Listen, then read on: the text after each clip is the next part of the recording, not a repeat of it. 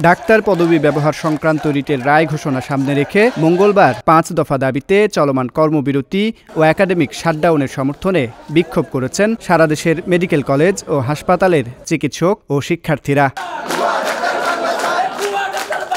বিক্ষোভ থেকে MBBS, BDS ছাড়া ডাক্তার পদবি ব্যবহারে নিষেধাজ্ঞা বহাল রাখার দাবি জানানো হয়। একই সাথে ৫ দফার সপক্ষে যুক্তি উপস্থাপন করে এর ন্যায্যতা তুলে ধরেন বক্তারা। বিভিন্ন ডিপার্টমেন্টে আমরা গিয়েছি, কিন্তু তারা কখনোই বলেনি যে আমাদের ৫ দফা দাবির ভিতরে কোনো একটা দাবিও অযৌক্তিক।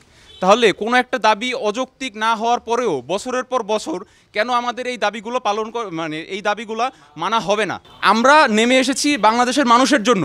আপনারা দেখবেন কয়েক মাস ধরে, বিগত ৫ থেকে ৬ মাস ধরে বিভিন্ন ধরনের দাবি, বিভিন্ন ধরনের আন্দোলন করা হচ্ছে।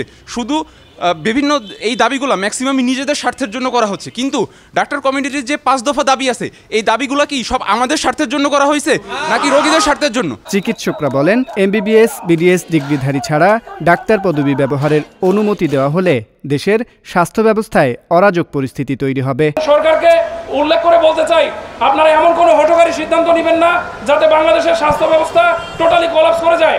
আমরা দিনরাত অক্লান্ত করে বাংলাদেশের স্বাস্থ্যের মান কিভাবে বাড়ানো যায় সেটার চেষ্টা করে যাচ্ছি। তো আপনারা এমন কিছু করবেন না যেন আমাদের রোগীদের কষ্ট হয়, আমাদের ডাক্তারদের রাজপথে নামতে হয়। কাঙ্ক্ষিত রায় না এলে আইনি পদক্ষেপের পাশাপাশি কর্মবিরতি অব্যাহত থাকবে বলেও জানানো হয় বিক্ষোভ মিছিল থেকে। যদি প্রয়োজন লাগে সারা বাংলাদেশের সকল আউটডোর এবং ইমার্জেন্সি চিকিৎসা সেবা বন্ধ করে দেওয়া লাগতে হলে প্রয়োজনে সেটাই আমরা করব। প্রয়োজনে আমাদের হাসপাতাল সম্পূর্ণ বন্ধ করে দেওয়া হবে। আমরা সরকারি চাকরি করি, আমরা গরিব মানুষের চিকিৎসক, গরিব মানুষের ডাক্তার। আমরা চাই না এই পরিস্থিতি তৈরি হোক।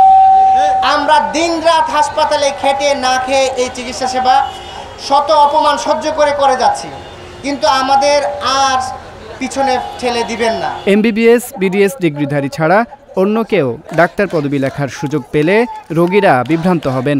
তাই ডিএমএফ ডিগ্রিধারীদেরকে সম্মানজনক অন্য কোনো শব্দ বেছে নেওয়ার আহ্বান জানান চিকিৎসকরা। নবাব আব্দুর রহিম, মেডি ভয়েস, ঢাকা।